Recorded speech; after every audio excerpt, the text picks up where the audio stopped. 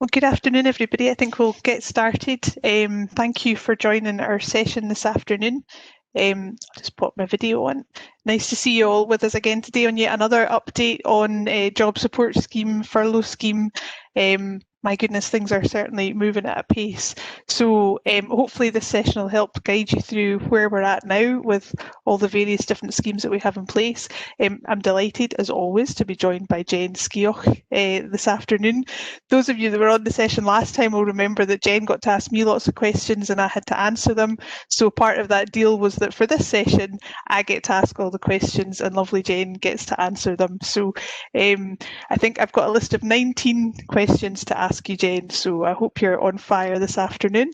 But we can see who got the better deal. I think I definitely got the better deal. The last session we were just talking about one version of the job support scheme. We're now talking about an open scheme, a closed scheme, a furlough scheme. So yeah, I hope you're on it. As always, as we say on all of these sessions, if we can ask that you just all remain on mute throughout the session, that would be brilliant, just to cut down on any background noise. But do type your questions and we'll pick up as many of those as we can. We've had a couple of questions in advance of the session as well, so we'll pick those up too. I've always got to remind you, I've got to do that legal bit and say what we can't do is give you specific advice on these calls, but we can answer kind of general questions on the various schemes, or at least Jen can. I'll ask them. Jen can answer them today. So without further ado, if we kick off, I guess the first thing, Jen, is obviously the last session we had.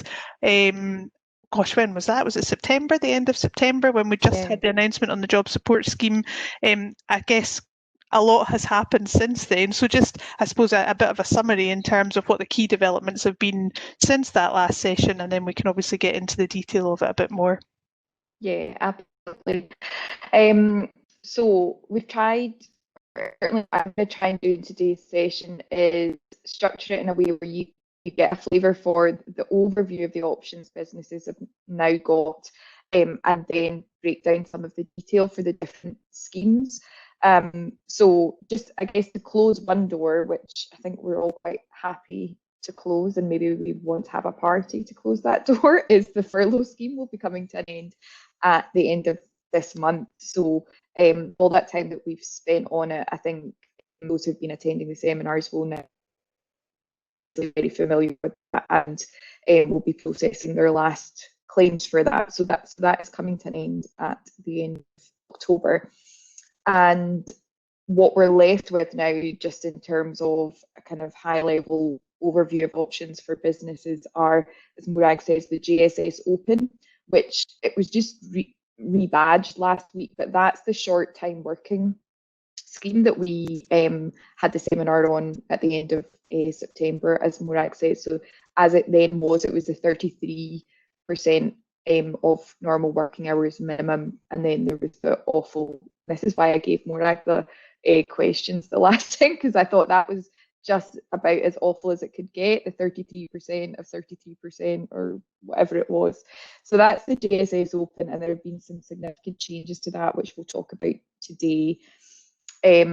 As well as that, on the 9th of October, the Chancellor announced what is now being called the JSS Closed. And that was announced around the same time as the new tier system was announced in England.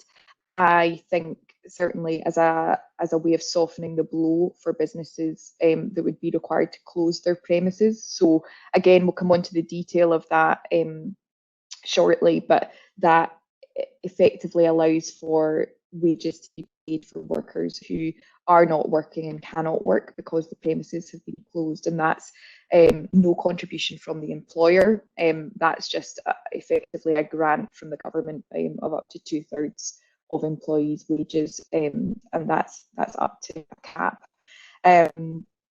So that is where we're at. There are various documents that have been issued. Yeah, I was going to ask you about that. Yeah, because it's I have to say I lost track during the course of last week as to where we were document wise. So yeah, if you're able to kind of summarise what we've got now, that would be helpful.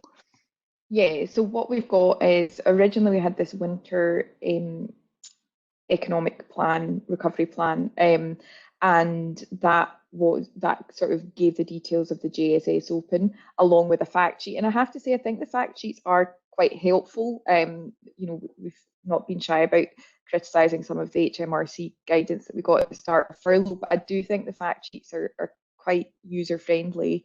So you've got the fact sheet for the JSS Open. You've then got the fact sheet for the JSS Closed, which is relatively short and to the point. There's then a policy paper, which is more detail, and that relates to both of those schemes.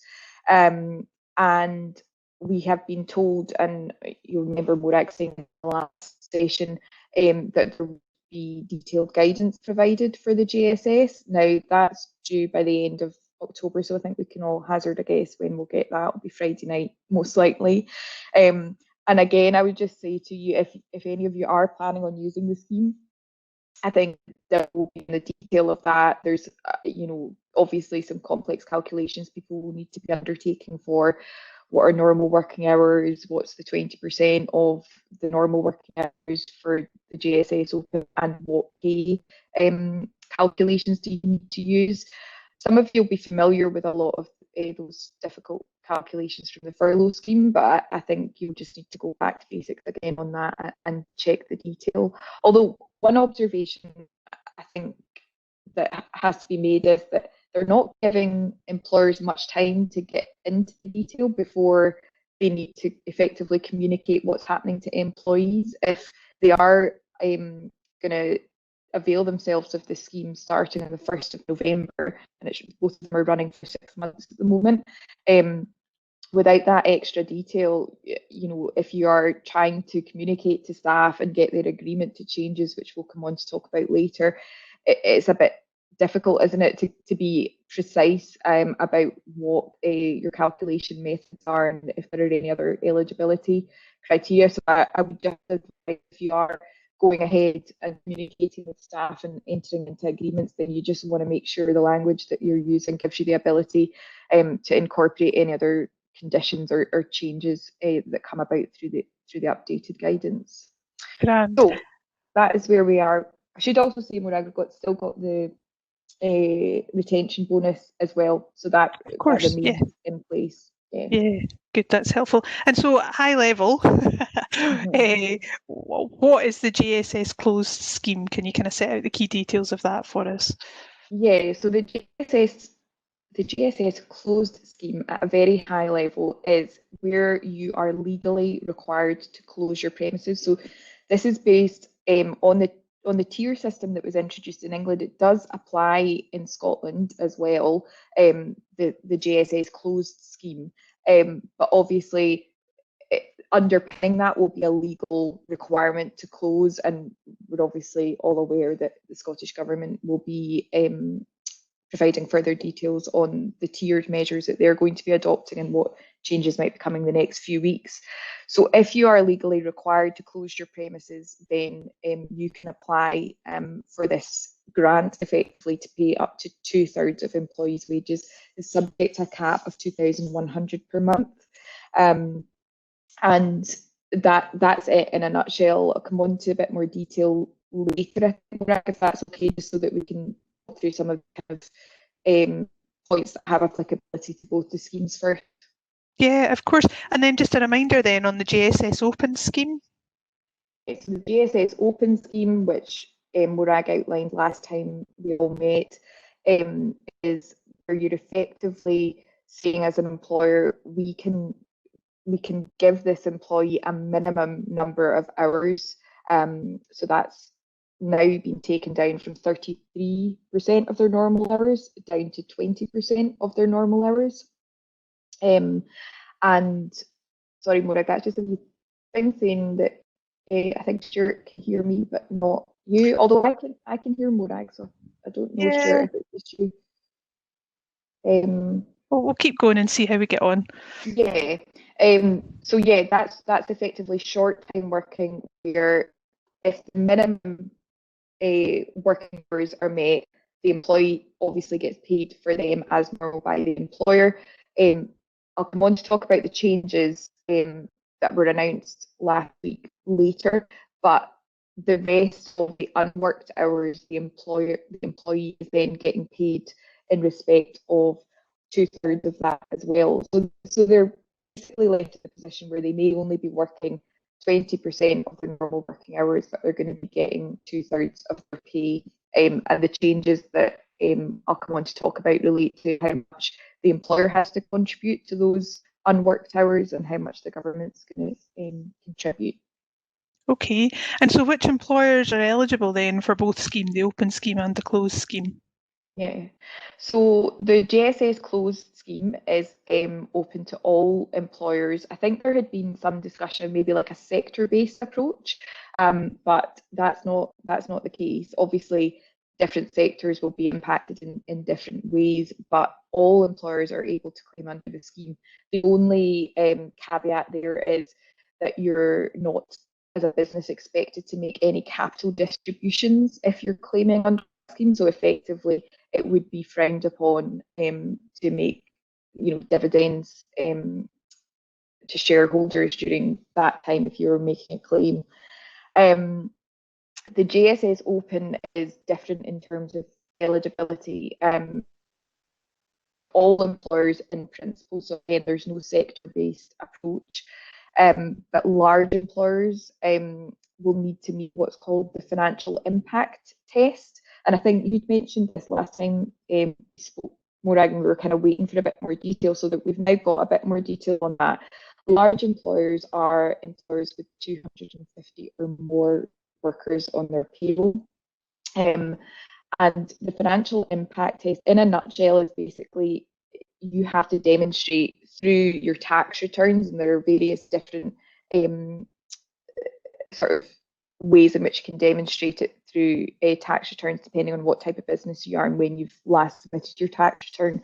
But you have to demonstrate that your turnover has either stayed level or has decreased compared to the previous year. So that is the financial impact test, and you have to demonstrate that before you put your first claim in. So it will be interesting to see whether or not that has an impact on the number of people applying. Yeah. But I think the intention is to help as many businesses as possible. I mean, I guess sometimes you can get lost in the detail of these schemes, but when you sort of zoom out and remember the intention here is still, like, with both of these schemes, and don't get the attention or unless you're a highly profitable business, one of the few businesses that has done particularly well out of COVID. Yeah. Okay. And I think there's a question there about public sector. I'm sure that public sector are permitted. Again, as I say, it's not a sector-based approach, but I think, as Morag has maybe mentioned in previous sessions, I think unfortunately for public sector employers, there are obviously a number of different considerations. So it depends on the way that your funding is provided and if you've got any other kind of interlinked obligations there as well. But in principle, it doesn't exclude public sector employers. Okay. And what about, I'm conscious there's lots of questions coming in, but I think what we'll do is kind of press on with my questions first, and then see which of those questions we've not answered at the end, if that's okay. Well, what about which employees can be put on both schemes then, the closed scheme and the open scheme? So for either scheme, the key kind of date that you all need to remember, and this will remind you of the furlough scheme, is you must have had the relevant individual on your PAYE payroll on or before the 23rd of September 2020. So that's the date you have to bear in mind, and that involves, that RTI, real-time information submission, notifying payment to that individual must have been made on or before the 23rd of September 2020. So that's the kind of date guillotine you need to keep in mind. In terms of practical considerations under the open scheme, the eligible employees must work at least 20% of their normal hours. And actually, the fact sheet has indicated that the minimum hours threshold, so this 20%, might be increased in February 2021. So I think they'll be checking in at that point to see what's happening. For the closed scheme, the individuals must have stopped work altogether. Because if you're closing your premises, you're required to do so, and you're claiming for that individual, you can't have them doing other work for you. I think the underlying intention is that effectively employers can move employees about within other areas of their business that were maybe not affected by the legal requirement to close them. They should do that rather than claiming under the scheme. But if you're claiming under the scheme, they cannot be doing any work for you. Okay, and then does an employee have to have been furloughed before you can use the JSS, or does it matter? No.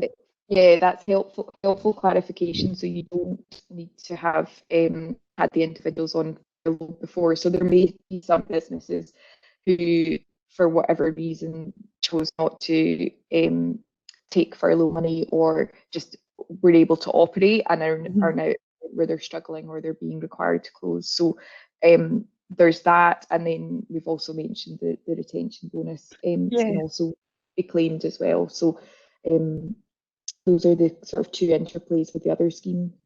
And that's the same for JSS open and JSS closed. You can claim the retention bonus and you don't have to have been on furlough to access either of those schemes. Is that right? Yeah, that's right. Okay. And this horrible thorny question that we had on furlough as well, but how do you go about agreeing the changes? What do you need to demonstrate in order to be able to access the money, basically? So, oh my goodness, Ian Steele, that is an extremely long question that you've just posted in the chat room, as I like to call it. We'll come back, as what I say is we'll come back to those questions later on. Don't apologise, Ian.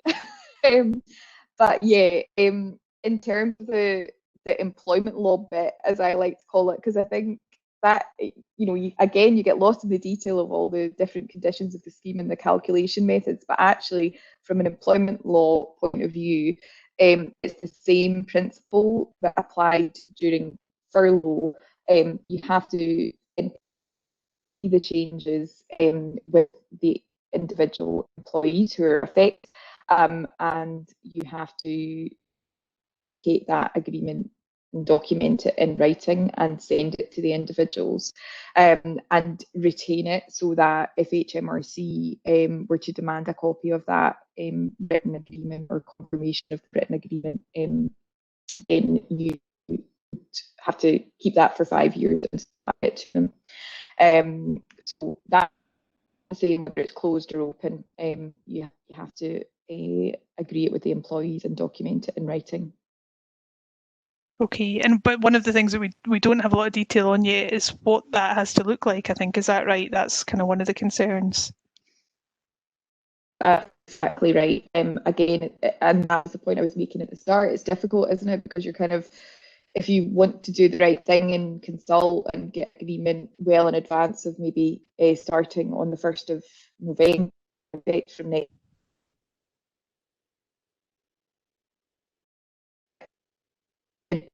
out for a signature, but we don't know exactly what's in there. I mean, I think we're all probably so familiar now with the furlough process that we can imagine the types of things we would want in there.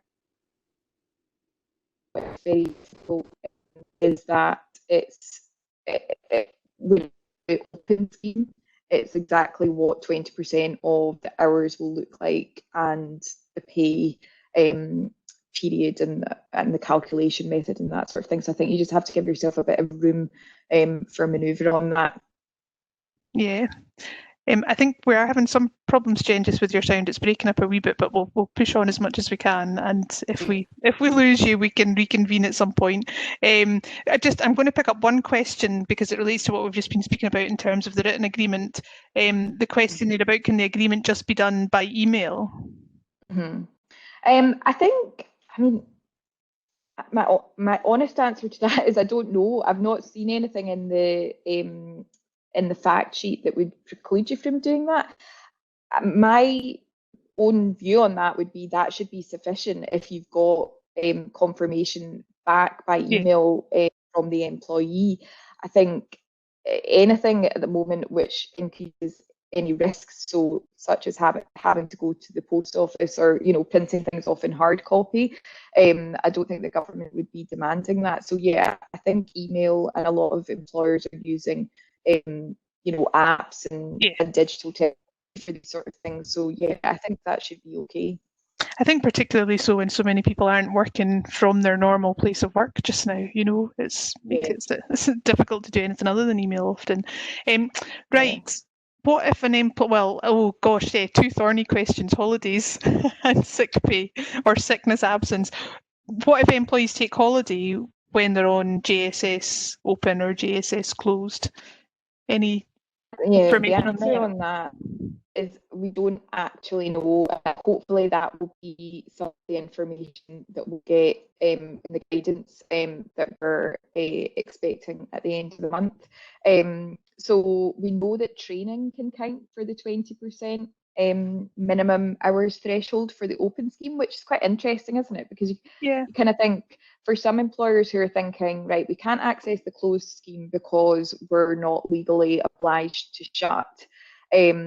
But we don't actually have that many hours, or we're not confident that we can give 20% hours. You could conceivably do training that comes up to that threshold because the government have said training will count Mm-hmm.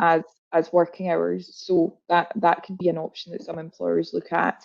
But yeah, we've got no confirmation of whether being on holiday could count. Conceptually, I find that really difficult to square with working and holidays. I mean, it's very contradictory concepts, but we've said the whole way through there's quite a lot of counterintuitive Yeah. stuff that seems to come out from the guidance. Um, but I think at the moment I would probably be operating on the basis that you can't count holidays for the 20% hours until we see anything Until to we the know otherwise. contrary. Yeah. Yeah, and that if people are taking holidays while during their unworked hours, if that makes sense, the equivalent of being on furlough and holidays at the same time, if you're doing that, you need to top up the pay to comply with holiday pay case law and legislation. So I imagine there might be a similar ability to have someone on that dual type of leave, but you would need to pay the extra basically. Yeah. And what about if you're sick or if you've been told to self-isolate? Well, in those sort of situations, it's then, effectively up to the employer to say, right, well, that if you've notified me that that's your status, you're absent for that reason, and you can't work from home, so you're entitled to statutory sick pay. I wonder if we'll get similar guidance to the furlough scheme, which says effectively you can elect to come out of the GSS scheme and move them on to SSP, or you can elect to stay into the scheme even if they're self isolating. But the difficulty with the JSS Open would be, well, how would they do their minimum number of hours per week in those sort of situations? So the SSP entitlement remains there for those scenarios. Yeah, okay. Moving on to questions about redundancy and working Mhm. notice and pay. And obviously, again, that was quite an issue on the furlough scheme. There's lots of discussion about whether you can make people redundant when they're on furlough, and also can you use the furlough money to pay notice pay. Similar questions really with JSS open and JSS closed. So can you start redundancy consultation or put employees at risk of redundancy if they're on either scheme? Yeah, so I think there's a really important distinction to be drawn here on redundancy. So the policy paper, and this is where your point, Morag, about actually having your little map of all the different documents, because there's some nuggets in the policy paper like this, which say that for both those schemes, open and closed, no claim can be made for employees who've been made redundant or serving a notice period during the claim period. So you still hear me, Morag? Yeah, I can hear you. Yep. Oh, okay. Sorry, you just froze there for a minute. That was Did you just me have any standing lunch? still. Yeah. How dare you? Um, yeah, so you cannot claim make a claim for people who or have been put on notice redundancy dismissal in the relevant claim period. So I think what they're doing there is picking up that notice pay point that obviously got raised in relation to furlough, and they're making it clear from the outset here that you can't claim money for notice or where someone has been made redundant. But it's silent at the moment in relation to undertaking a redundancy consultation. So I think in those sort of situations, it's a judgment call for employers to make. I mean, we may get additional guidance in the document we're hopefully going to get at the end of this month, but I would imagine that some employers may take the view, well, we can do consultation and still claim because at that point no notice has been issued and no final decision has been made. But once we move into those two categories, then we'll need to come out of the scheme and pay that period ourselves without any subsidy from the government. So that's quite a difference from the furlough scheme then in relation to notice pay, where you could claim furlough money Yeah. when you had someone on notice, but you can't under the open and closed GSS. So it's quite an interesting one, I think. And what about how we calculate redundancy pay if you've got someone on GSS? How Yeah, do you approach that? that is unclear. I think we'll get the detail of that hopefully in this further information document. As you'll all know, the government um, were very clear that statutory redundancy payments for people who had been made redundant should be based on their pre-COVID pay, and I imagine it will be similar to that. Although it is, we're getting further and further away from pre-COVID pay, aren't we? But I would, if I were to predict what they'll do, I think it will be the same. It will be pre-COVID. So not reduced pay Mm-hmm. for calculating SRP. Okay. And again, the question that came up a lot in furlough, can someone take another job while they're Mm-hmm. on open or closed GSS? Said, again, I imagine that for closed, you would see that as being sort of analogous to the furlough situation. And Mm-hmm. as you know, for furlough, they said you are allowed to work for another employer if you're furloughed from your principal employer, but it depends on what your contractual arrangements are with your employer. So that I think that was a wee bit of a get a jail card for the government because they were kind of saying, well, some people have in their contracts an exclusivity clause which says you can't do work for anybody else. So it would then still be up to the employer to waive that. Yeah. And on the short time working the GSS open, again, you could see them saying, well, if you're only doing 20% of your normal hours and only getting up to a maximum of around 67% of your normal pay, why shouldn't you be able to Yeah.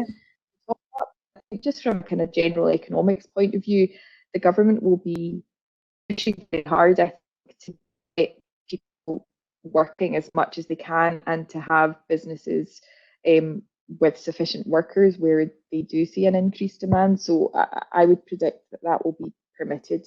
Yeah. Okay. And so how do you claim then under the GSS open and closed? What's the process? So it's in arrears. So unlike furlough, where you were actually at the start, remember you were able to put in your claim in advance. From a cash flow perspective, you had the money to pay staff. It's not like that. We've been told that you'll be able to make a claim under the GSS online from the 8th of December 2020, and payments will be made monthly in arrears. So I think that effectively means that as an employer, you will have to fund everything. So, say you were doing the GSS Open, I'd mentioned there had been some changes last week to that, and the key change I think from an employer view is previously you were expected to pay a significant portion of the unworked hours. That has now been reduced down to 5% of the unworked hours, with the government taking the rest. Now, that may mean that a lot more employers are actually seeing this as a viable option, although, I mean, frankly, you're still paying more money to employees than the hours that you're getting back by way of work, but it's much less of a financial hit than previously. But ultimately, that would mean, say, the employer was getting paid 60% of their normal pay for only working 20 hours, 20%, you would have to pay that full 67% yourself and then put in your claim on the 8th of December. From a cash flow perspective, I think that's just something that employers are going to have to think about. And I do wonder whether maybe part of the reason for that is the government are wanting to make sure they've got the information from the RTI mission first, so that they can sort of check claims out before they make the payments. It does feel like quite a few of the lessons learned from the furlough scheme have been built into the two JSS schemes, like those sorts of issues. We'll get the employer to produce the information first and make sure we're comfortable with it before we issue the payments. It's quite interesting to see, and I suppose just part of it is there's been more time in a way to come up with this scheme. So I've got two more questions for you, Jen, and then I know we've got lots of questions on the chat, so we'll work through as many of those as we can. But the second last question from me, when does the scheme close? So the scheme opens on the 1st of November and it is open for a 6-month period. So what is that, Morag? You tell me.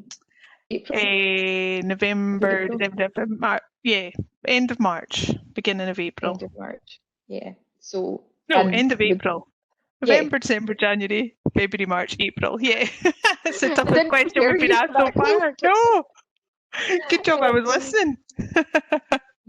So I mean, but isn't it unbelievable that we're talking about these two new schemes coming in when we all probably thought once furlough came to an end, that would be it. So yes, I think emotionally they've said 6 months. I'm sure in the hope and expectation that by the time we get to April, things will be better and there won't be the need for more government support. But we just don't know. So we could see further iterations of it or a different scheme entirely. And then the final question, I suppose, is any key questions that remain unanswered? Yeah, well, we've kind of covered some of them, haven't we? When I've said I don't know, basically. So the holidays point and the can you work for other employers point are kind of unanswered questions. Something that we've seen in commentary coming up is, do you have, under the JSS Open, do you have to be doing your normal work to qualify? So could the employer in that situation, say it was me and there wasn't any employment law work to do at all, but I could actually pick up 20% of my hours doing other types of work.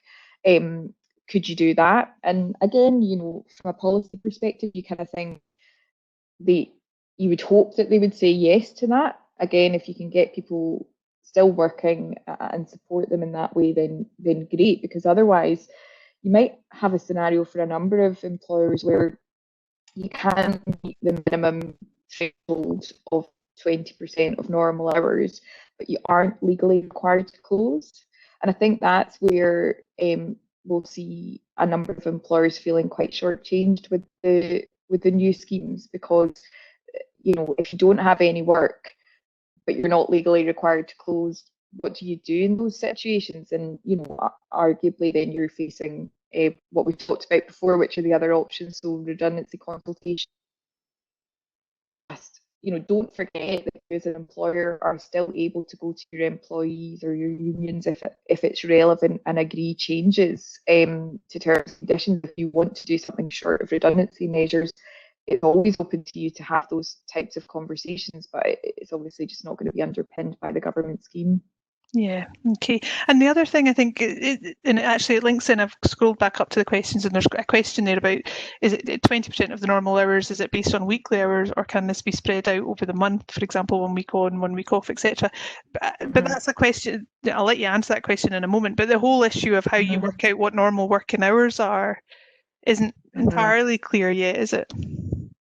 No, and I think that we're gonna see that in the further guidance that comes. We've got some more detail. We're not in a dark place in terms of unanswered questions. When we first had the webinar on this a few weeks ago, so we do have in the policy documentation and the fact sheets some other information on what type of pay goes into the pot for their normal pay, and the reference salary, etc., and how to work out usual hours for individuals who've got fixed hours and those who've got variable hours. And I'm not going to go into the detail of that on today's call because it is complicated, and I think each of you will need to look at it from your own organisation's perspective and from each worker's perspective to undertake those calculations. But in terms of can you do different patterns in say a month, then the answer is yes. You have to have the minimum period of 7 days in relation to the short time working arrangements that we've spoken about. But I think that you could change that. So in a month, for example, you could have someone doing 20% of their hours in week 1 and then move that up to 30 the next week and move it back down. In terms of can you average it over the course of a month, I'm not sure that you could necessarily do that. I've not seen anything along those lines, and the fact that they say it has to be for this minimum period of 7 days makes me think you're looking at it in that timeline and making sure that you meet the threshold at that point. Yeah, I agree. There's a question, a kind of comment there about the new scheme is definitely applicable in Scotland. You've answered that. The answer to that is yes. There's another question about individual entities. So if you're within a group structure, what do you look at? Are you looking at 250 or more employees within group structure, or does it apply in relation to each individual legal entity? And similarly, the test on downturn, does it apply to each individual entity rather than the group as a whole? Yeah, I have to say, I don't know the answer to that off the top of my head, but I imagine it will be, if it's like approaches that are taken by HMRC, it will look at group payroll potentially. So I can check that one out and follow up on that. I don't know, have you seen anything on it, Morag?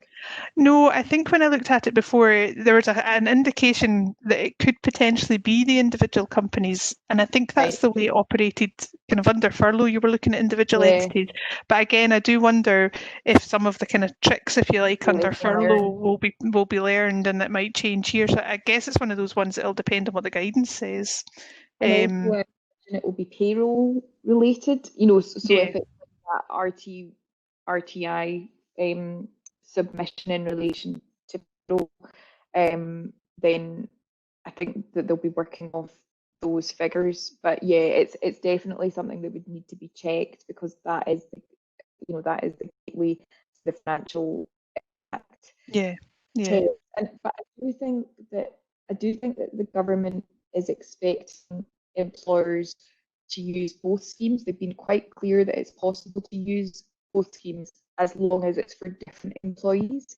So if you're a business that has premises that are required to close, from a legal perspective, you cannot operate, say you're a restaurant in Glasgow at the moment, then you could claim under the closed scheme.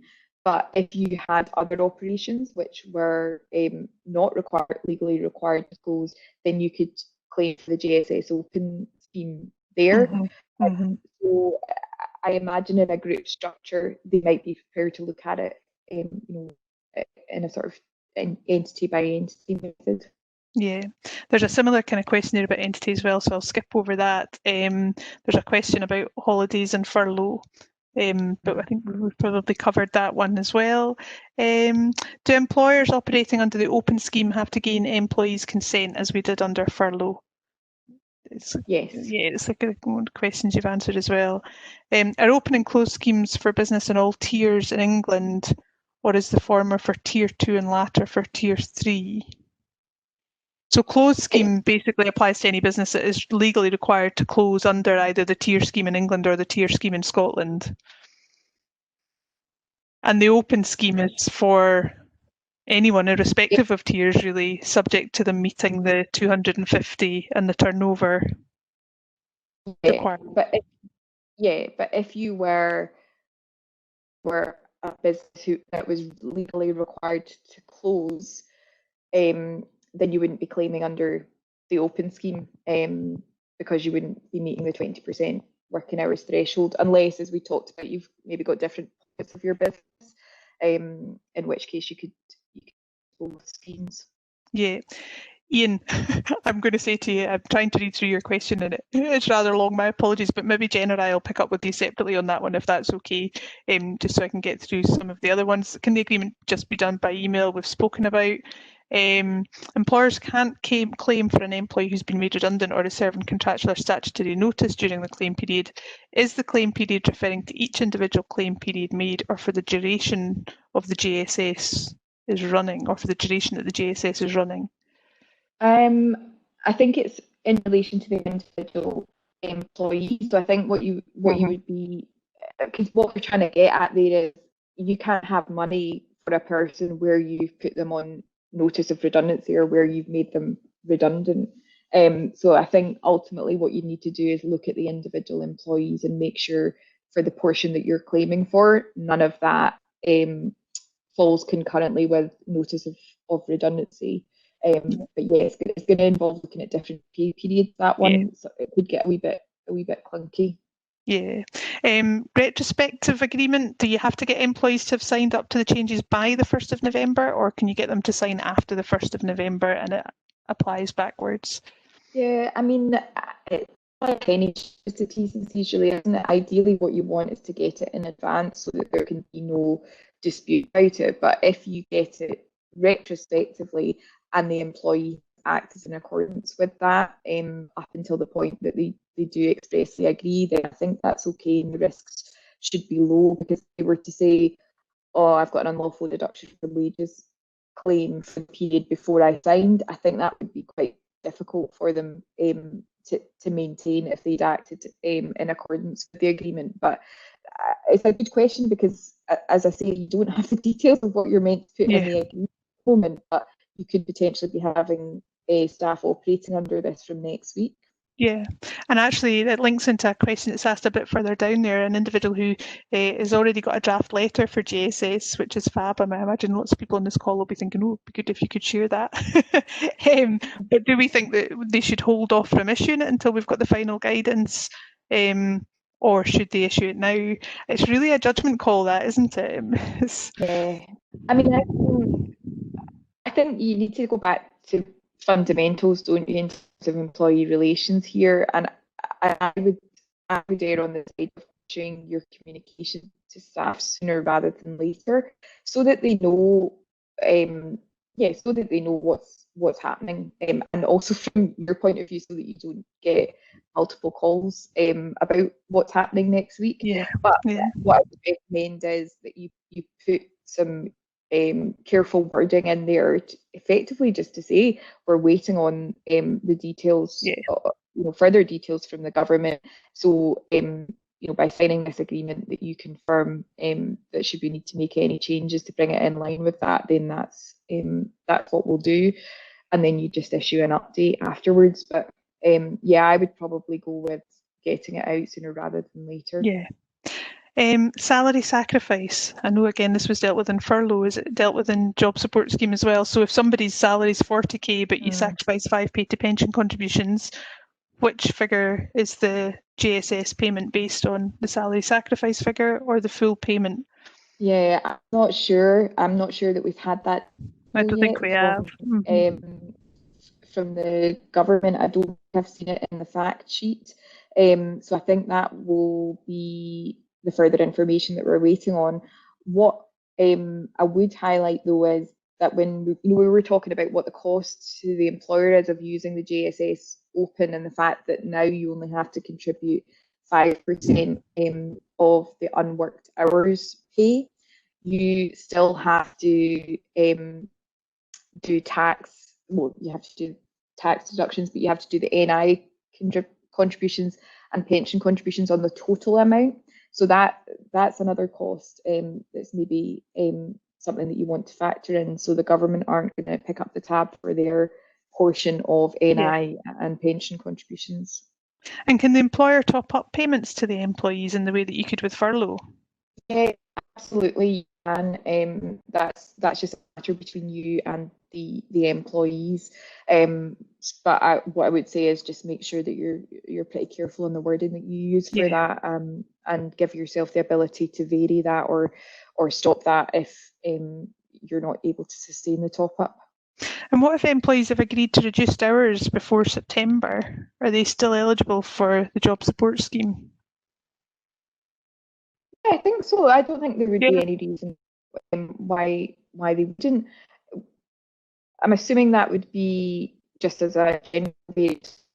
They've agreed to do that. I think if that's the case, then you've probably got people in your teams who are on board with doing these sort of arrangements with a view to probably avoiding redundancies.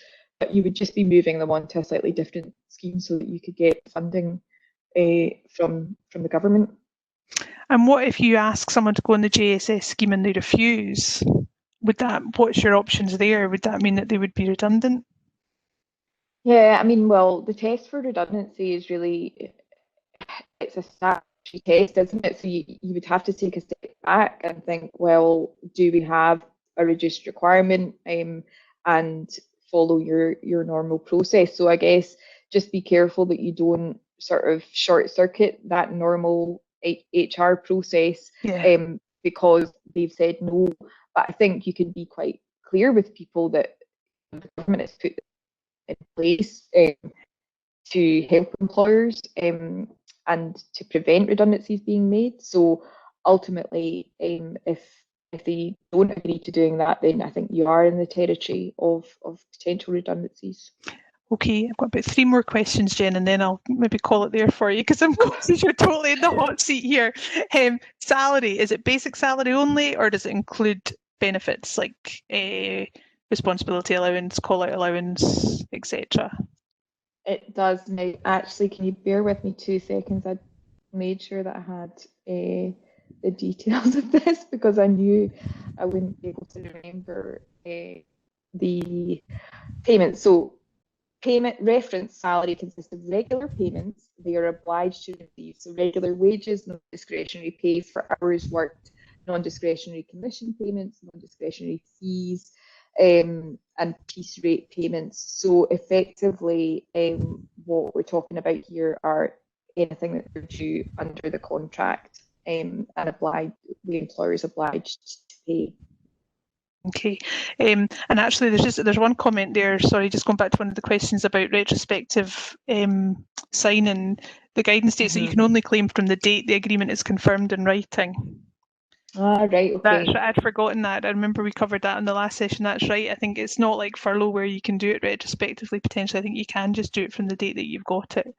We can double check the guidance on that. But that is quite interesting then. So I guess when we talked about the employment law considerations almost being separate to it, that's effectively a barrier then from claiming if you've not got the consent. So I guess that then answers the question about should you get your letter out now or wait for further guidance. Yeah, and one final question. So if you've got staff that can't work because of tier restrictions, but the business isn't actually closed, can they still claim under the JSS closed scheme? So I guess that's where I think you covered it slightly, but where part of your business, it's not closed, but it can't actually do anything because of the closure restrictions. Do you claim under the open scheme or the closed scheme in that scenario? Well, you can't claim under the closed scheme unless you're legally required to close. I think there are some very limited exemptions. potentially hospitality industry where you're legally obliged to close, but you can still serve takeaway or delivery. You can still claim there. But I think there's going to be a number of businesses who don't meet that legally required to close test, but they're not open or they have absolutely no work. Probably because they're linked. They're maybe in the supply chain for businesses that are legally required to close. So the short answer is at the moment, no, you can't access the closed scheme. Can you access the open scheme? Yes, if you meet the threshold test of the 20% working hours, and that was the point I was making about can you as a business perhaps be creative about the work, the concept of those. Does it have to be normal work? Could you do training? Could you think of some additional work that would meet that threshold, so that those individuals can get the top up through the open scheme? But I would be hesitant to sort of say go for it until you see the guidance on that, because you don't want to be entering into arrangements with employees unless you're absolutely sure that you're falling squarely within the terms of the scheme. Right, Jen, you can go and have a lie down. Large glass of wine.